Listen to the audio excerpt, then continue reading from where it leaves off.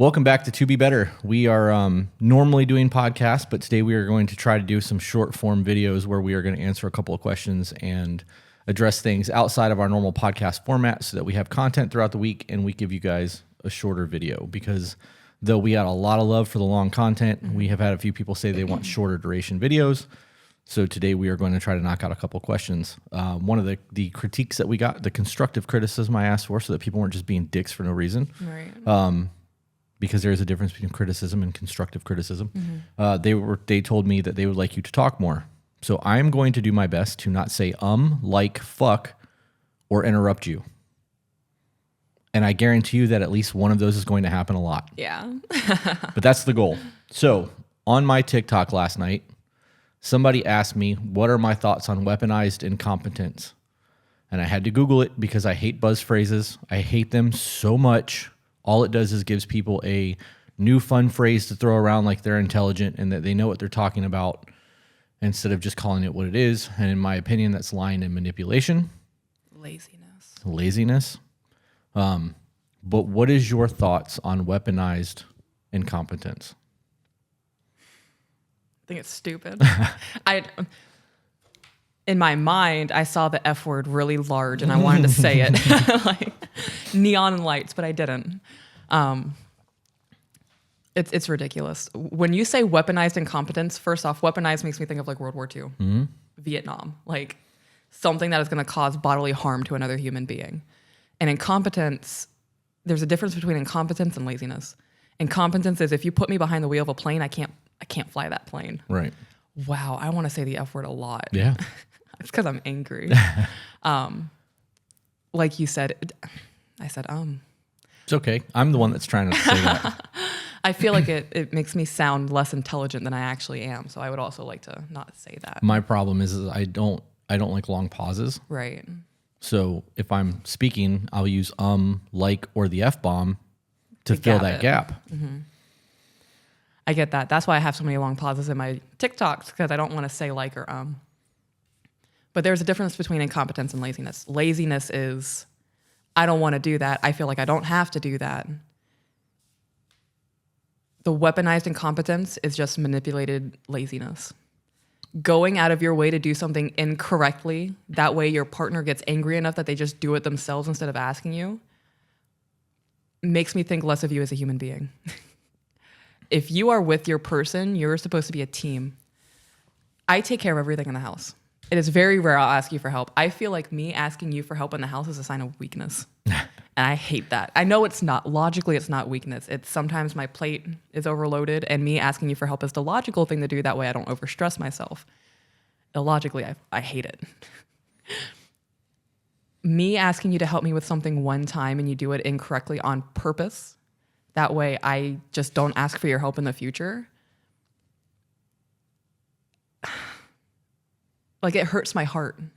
Okay, so then I need to know what is done incorrectly on purpose. Because at 42 years old, I have folded towels the same way my entire life.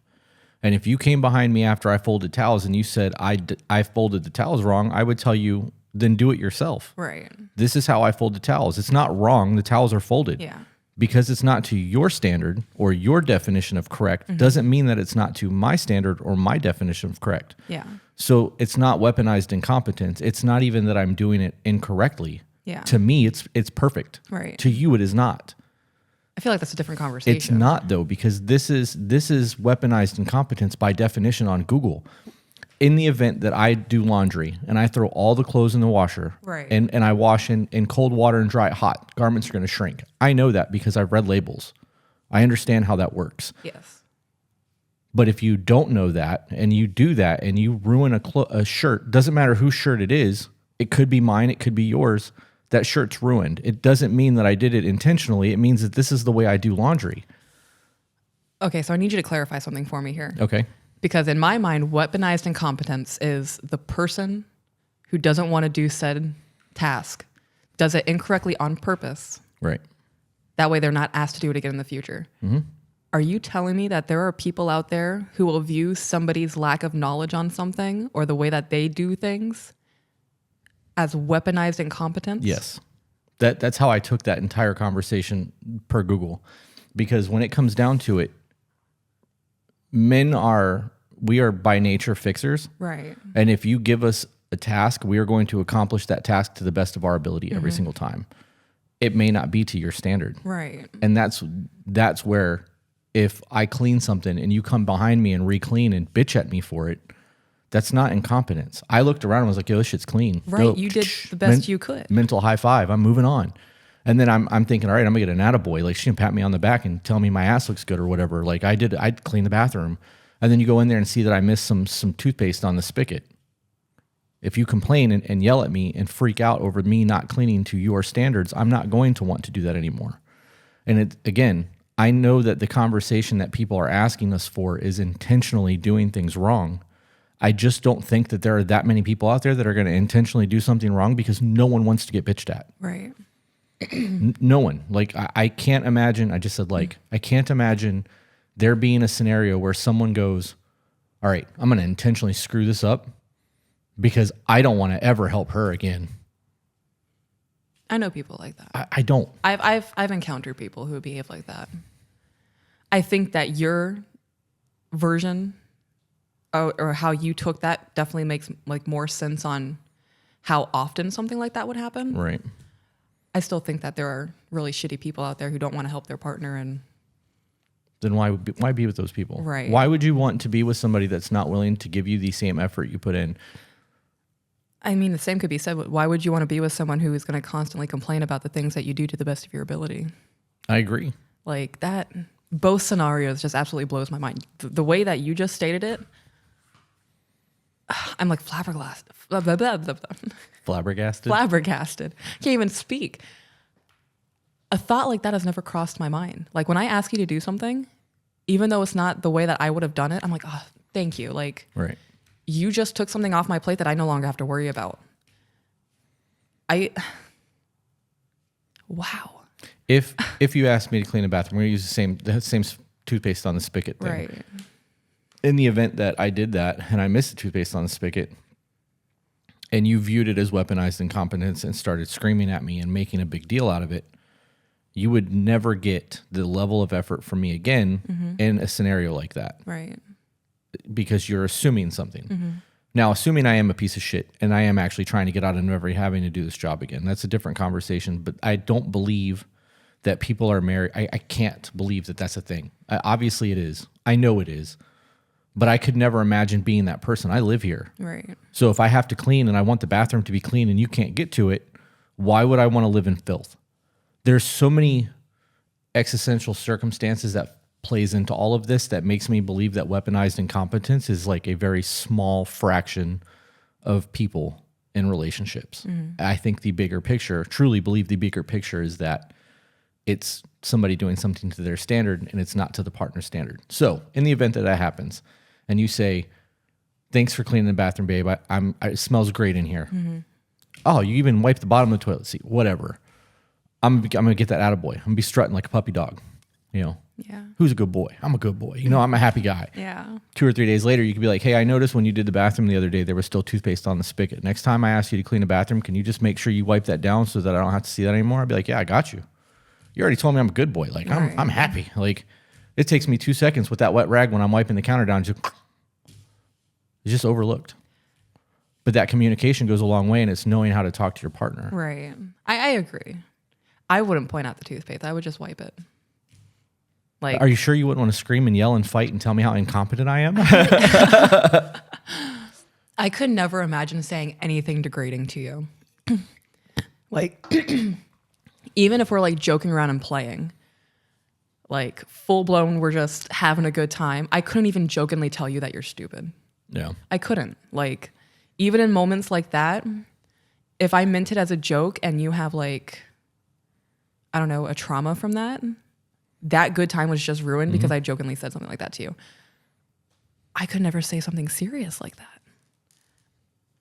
So then what would you say, like final thoughts on all of this, what would you say is more likely? In your opinion, do you think that it's more likely that people are intentionally screwing things up to not have to do them again? Or do you think that people can't communicate what they need and want from each other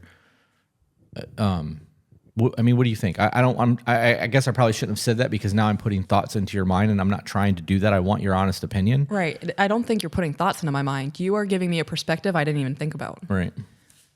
Like I said, the weaponized incompetence, when I first heard that, was someone trying to manipulate the situation to get out of doing something. Right.